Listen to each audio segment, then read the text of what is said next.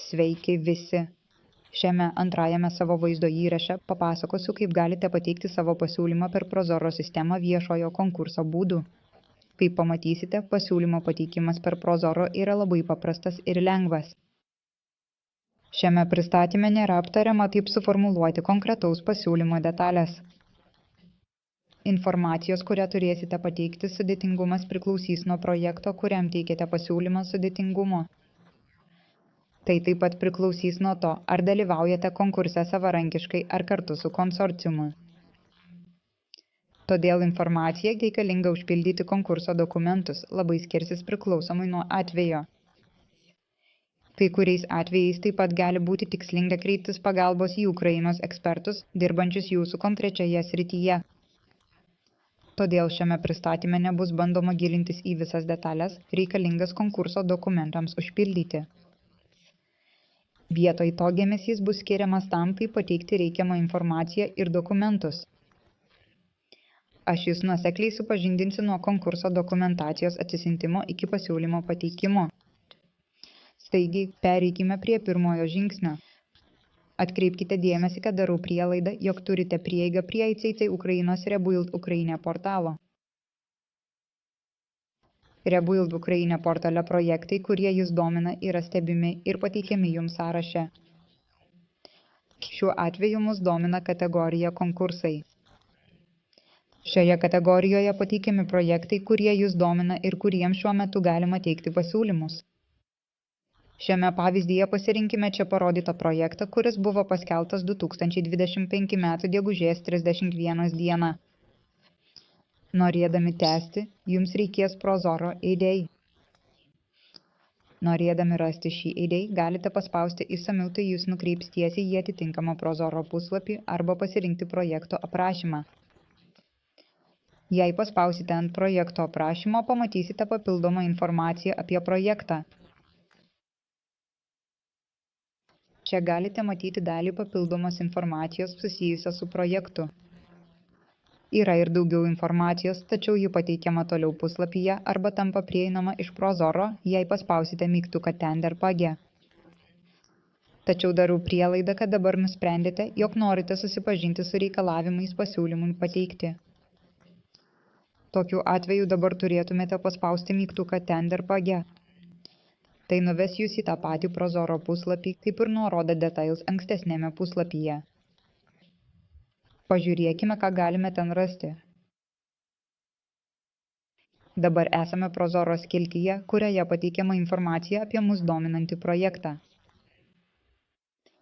Svarbiausia informacija čia yra ID numeris, kurį matote apibrėžtą raudonai.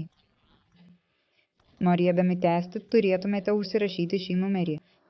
Šiame puslapyje yra ir kita informacija, kuri jums gali būti įdomi, įskaitant projekto kontaktinį asmenį. Daugiau informacijos rasite toliau puslapyje. Tačiau dabar atėjo laikas pereiti į Public Bid platformą. Kaip jau galbūt žinote, pasiūlymo tiesiogiai Prozoro sistemoje pateikti negalite. Tai turite padaryti per Ukrainos vyriausybės e-tender platformą. ICC Ukraina rekomenduoja naudotis Public Bid, nes šiuo metu ši platforma turi patogiausią vartotojo sąsają ir geriausią pagalbos užsienio organizacijoms tarnybą. Jei jau esate užsiregistravę Rebuild Ukraine portale, turėtumėte būti užsiregistravę ir Public Bid platformoje. Gerai, pažiūrėkime į Public Bid platformą kitame skaidrėje.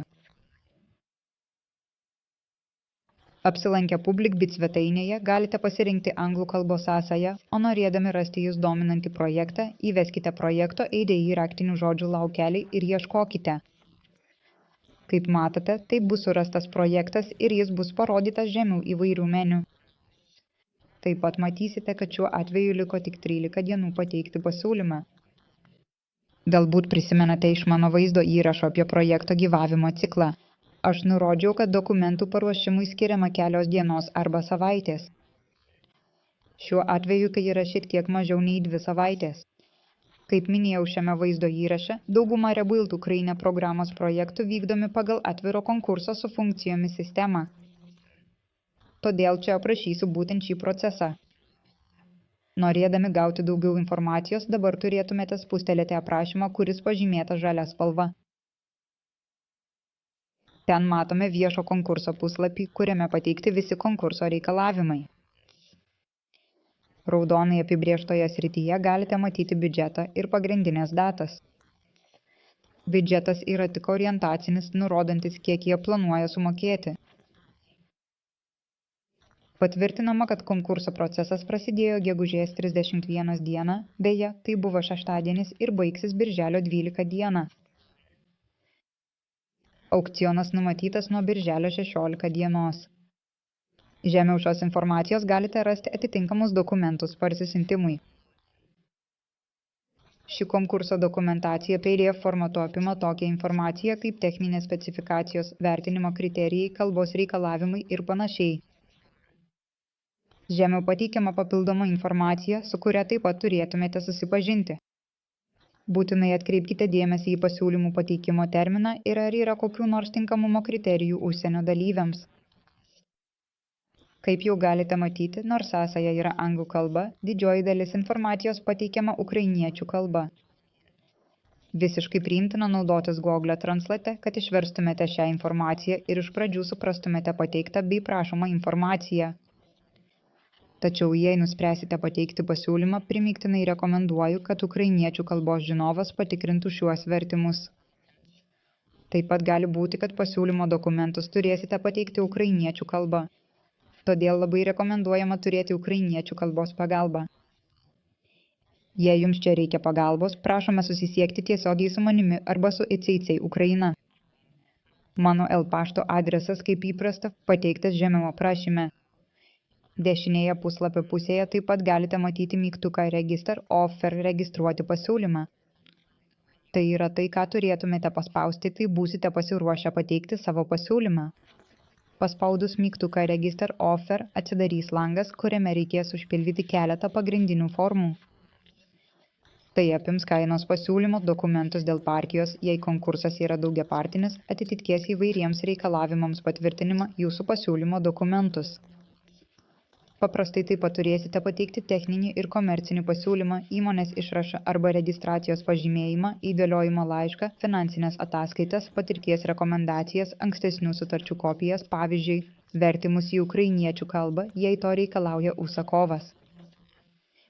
Daugelį šių dokumentų galima pateikti anglų kalba, tačiau būtinai pasitikrinkite konkrečius jūs dominančio projekto reikalavimus. Kaip matote, daugelį šių dokumentų galima paruošti gerokai iš anksto, dar prieš pateikiant bet kokį pasiūlymą. Nepamirškite šių dokumentų pasirašyti skaitmeniniu parašu. Informacijos apie skaitmeninius parašus Ukrainoje rasite vaizdo įrašą Ukrainos prekybos dokumentacijos skaitmenizavimas. Labai svarbu įsitikinti, kad jūsų atsakymai ir dokumentai tiesiogiai, visiškai ir tiksliai atitinka konkurso reikalavimus. Klaidos šioje vietoje gali lemti, kad jūsų pasiūlymas bus atmestas be tolimesnio svarstymo. Taip pat turėtumėte atkreipti dėmesį, kad nors Prozoro sistemoje tam tikrų mastų priimama anglų kalba, pasiūlymo dokumentai turi būti pateikti ukrainiečių kalba. Norėdami įkelti dokumentus, spustelėkite mygtuką Pridėti dokumentą, pasirinkite dokumento tipą ir pridėkite visus reikiamus failus. Įsitikinkite, kad informacija užpildyta teisingai ir spustelėkite Pateikti pasiūlymą. Kai pateiksite savo pasiūlymą, tai bus patvirtinta tinklalapyje. Dabar jūsų pasiūlymo statusas bus rodomas kaip pasiūlymas užregistruotas. Papildomam jūsų pateiktos informacijos patvirtinimui taip pat gausite laišką su patvirtinimu, kad jūsų paraiška buvo gauta. Užregistravę savo pasiūlymą galite pridėti savo elektroninį parašą prie pasiūlymo, tai labai rekomenduojama ir dažniausiai privaloma. Taip pat galite redaguoti bet kokią įkeltą informaciją ar atšaukti savo pasiūlymą. Tačiau visi pakeitimai turi būti atlikti iki pasiūlymo galiojimo pabaigos datos. Kitoje skaidrėje apžvelgsime, kaip pridėti savo elektroninį parašą. Skaitmeninio parašo pridėjimas susideda iš 4 etapų. Iš sąrašo pasirinkite savo sertifikavimo instituciją, pridėkite failą su privačiuoju raktu, įveskite rakto slaptažodį, nuskaitykite raktą ir spustelėkite Pasirašyti. Štai ir viskas. Tai visi žingsniai, kuriuos turite atlikti norėdami pateikti pasiūlymą. Jei laimėsite ir atitiksite aukciono reikalavimus, būsite informuoti. Po aukciono, jei laimėsite, būsite pakviesti į derybas dėl sutarties ir gausite sutarties projektą. Dėkoju už jūsų dėmesį ir linkiu kuo didžiausios sėkmės dalyvaujant Rebuild Ukraine programos projektų konkursuose. Kitoje skaidrėje pateiksiu paskutinius komentarus ir pasiūlymus, kaip galėtume padėti jums laimėti šias sutartis. Dėkojame, kad žiūrėjote vaizdo įrašą Prozoro ir viešieji pirkimai, taip pateikti pasiūlymą. Jei ši informacija jums buvo naudinga, pasidalykite šiuo vaizdo įrašu ir grojaraščiu su savo verslo kolegomis. Svarbiausia, prisiminkite, kad mes esame čia, kad jums padėtume. Nedvejodami susisiekite su manimi. Mano pašto adresas pateiktas šioje skaidrėje ir toliau pateiktame aprašyme. Paskutinėme vaizdo įraše pateikiu 10 patarimų, kaip sėkmingai užbaigti konkursą. Tai trumpas vaizdo įrašas ir tikiuosi, kad verta skirti kelias minutės jam peržiūrėti. Mano vardas Marina Buzan-Svirska. Laukiu jūsų atsakymų.